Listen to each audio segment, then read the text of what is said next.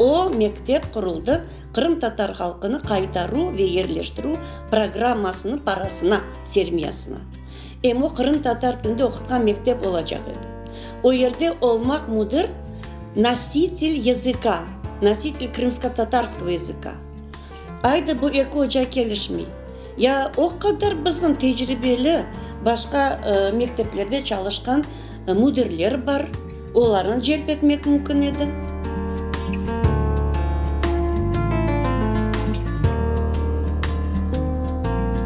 Bu mekteптің япарлар рус тілінде оқытқан мектеп ve bazı sınıflarını rus mekteplері кебі бірінші sınıflar, екінші, үшінші sınıflarda patokta бірден еден açarlar milli sınıflar mаңызсыз деп садақа берген дайын. Сон 5-ші sınıfтан олар рус sınıflarına, рус sınıfы статусла берілген sınıflarda оқуын devam ederler.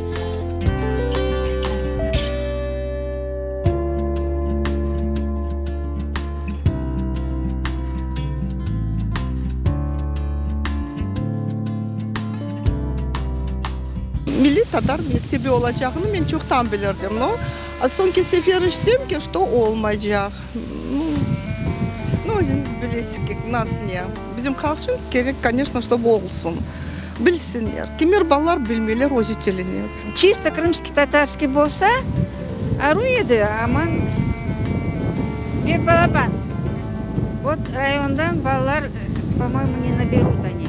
Мне, если честно, все равно, кто в школе будет. Образование все равно национальное, не национальное. Все равно образование будет от одного государства, несмотря на то, какие будут учреждения. Я согласен, чтобы внуки учились в этой школе.